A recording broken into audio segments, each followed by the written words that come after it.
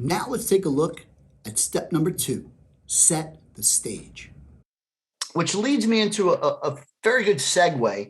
You see the gentleman on the front of the screen there, his name is Tom Hegna. And Tom is a renowned global retirement spokesperson. He's been a 30-year plus veteran, Fortune 100 companies. He's an author, an economist, and he helps train lots of financial professionals and consumers. And he came up with something that I think is going to be very relevant for you, and it's called not living a just-in-case retirement. Now, what does that mean? That means that just like you're worried right now and you're mentioning that, a lot of people live in scarcity in retirement and they don't fully enjoy themselves because they're worried about the things that you just mentioned you're worried about, running out of money, the markets, all those types of things. So what Tom, I'm going to just show a 1.5 minute video from Tom, but I want you to pay attention to it because it's going to carry into the work that we're going to do together, this philosophy of not living a just-in-case retirement, okay? Sounds great.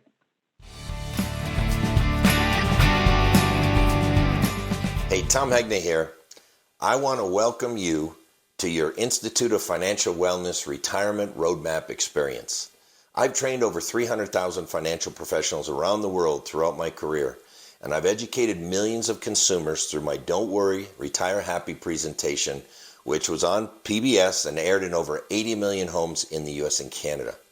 The reason I'm so excited to be part of the Institute of Financial Wellness Retirement Roadmap experience is because it demonstrates concisely something I've been advocating for years, not living a just-in-case retirement. You know, people say, oh, I want to join the country club, I want to buy a boat, I want to see the world, but they don't. And what happens is they don't touch their money, and they don't touch their money, and they don't touch their money, and then what happens? They die. And when they die, what happens? Money goes to kids. What do the kids do with it? They join the country club, they buy a new boat, they go see the world. Look, we want you to enjoy your retirement and not live a just-in-case retirement. Your Institute of Financial Wellness Certified Financial Professional, together with the Institute of Financial Wellness Retirement Roadmap software program, will provide you a customized report of your retirement and show you how to get the most money and have the highest probability of a successful retirement. Furthermore, based on math and science and studies by PhDs and economists around the world, they're going to show you financial techniques that will give you the confidence to enjoy your money.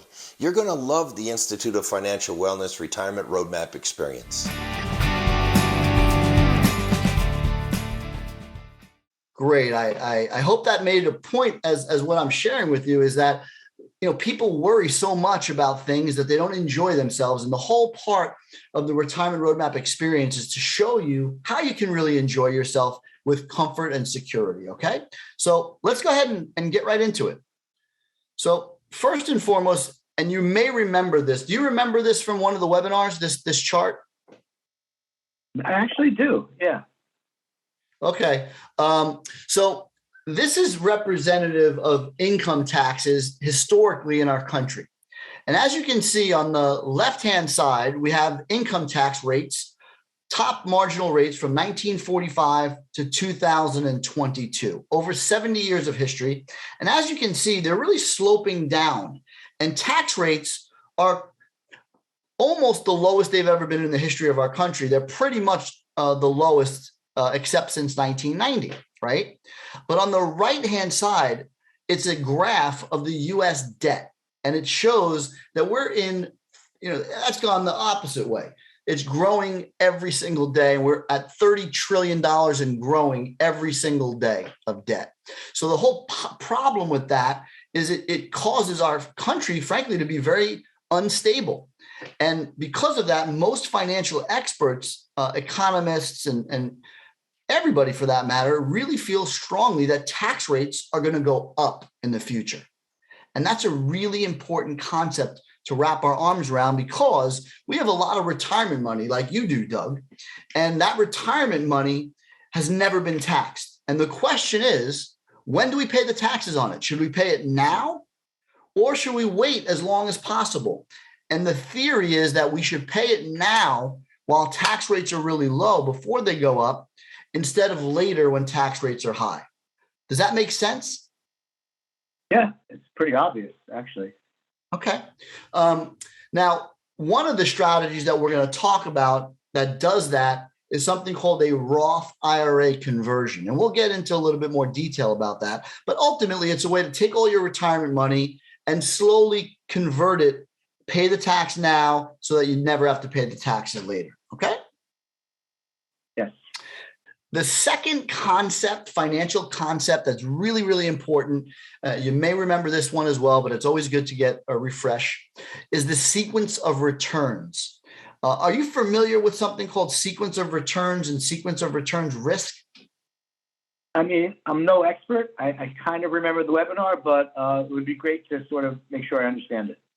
All right, fantastic. So ultimately, the sequence of returns is a fancy way of saying your order of returns.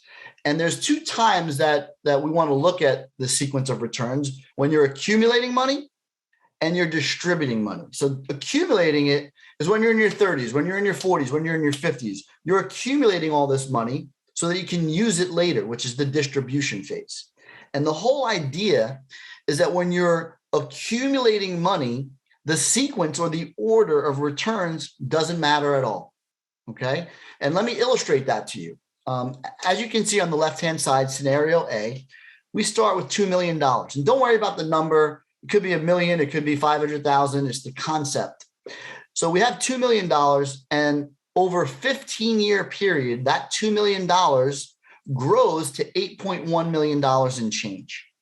But we do very poorly those first couple of years. We're down 14.42%. We're down 25.95%. At this time, you probably would be really worried, like, I'm losing money. But the idea is you hold on for the long haul, like all of our financial advisors tell us, and we get back to some growth, and it averages 11.31%.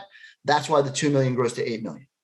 On the flip side of that, let's reverse or make different the order or the sequence of the returns. So what we do, we have the same $2 million.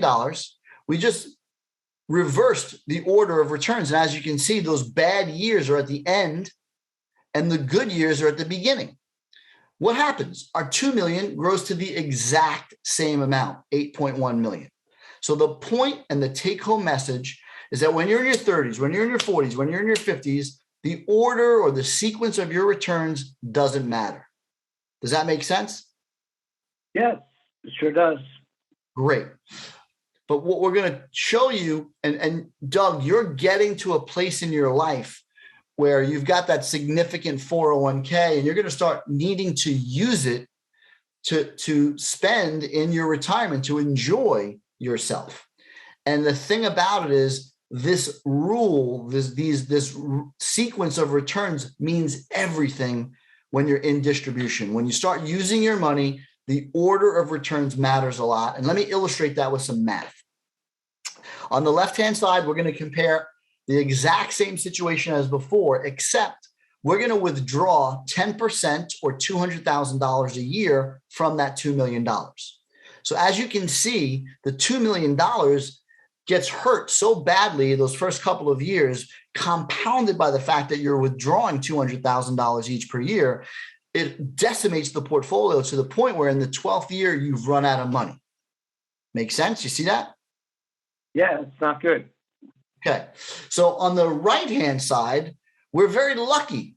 Okay. We retired in a bull market. We have some very good years, and the bad years are at the end. So we just flipped the order of returns like we did previously. And now we still withdraw $200,000 a year, but look what happens. We never run out of money. 15 years later, we still have 2.5 million in the account. We've withdrawn $3 million, a totally different scenario. The person on the left is going to have to go back and work part-time, maybe live just on Social Security. The person on the right is not living a just-in-case retirement, really enjoying themselves. So the whole idea, though, or the challenge, I should say, is we don't know what's going to happen over the next few years. Nobody has a crystal ball. So this is strategy or concept number 3, called the volatility buffer strategy. And that's a fancy way of saying a safe bucket of money that you can utilize when the markets are down. We don't want to be forced into distributing money when those markets are down. And the only way we can do that is if we have another set of money, another bucket of money that we know is working differently than the market that won't go down in value. So let's illustrate that. I love numbers, and here we look at it. So all we're doing now is we have that same $2 million. We have those same bad early years, and then we still average 11.31%. But now every time the market goes down, the following year, we take money from another bucket, not this bucket, not the growth bucket, not the investment bucket, not the bucket that's down in value. And by doing that and rearranging things a little bit, look at what happens. Now, our 2 million pretty much maintained itself at 2.1 million. We withdrew $2.2 million. Now, in fairness, we didn't take as much money as before. So we took $800,000 from another bucket somewhere else. But even if we subtracted that 800,000 from the 2.1 million, we'd be left with 1.3 million. So 1.3 million is a lot better than running out of money in the 12th year like we did previously. Does that make sense? Yeah, and these are the same exact sequences that were in that scenario, right? So it's the same order that was in when they ran out. Exactly. And now we're not running out simply because we're pulling money from a safe bucket, a volatility buffer bucket, when the markets are down. And it seems like you got the concept. Okay? Got it. The main takeaways from step number 2 are first, Tom Hegna's video. We want to make sure the person appreciates that we don't want them to live a just-in-case retirement. We're going to set up their strategy to get the most retirement income possible for them while ensuring they never run out of money. Additionally, we're going to set the stage for the tax situation this country's in and the debt situation. Taxes are the lowest they've ever been, and our debt is the highest. We want people to acknowledge the tax rates are very likely to go up, so it makes sense for them to potentially pay tax now. And lastly, the sequence of returns. The risk associated with when the markets are up and when the markets are down. We need them to realize how important the volatility buffer can be to preserving their capital and making sure that they never run out of money.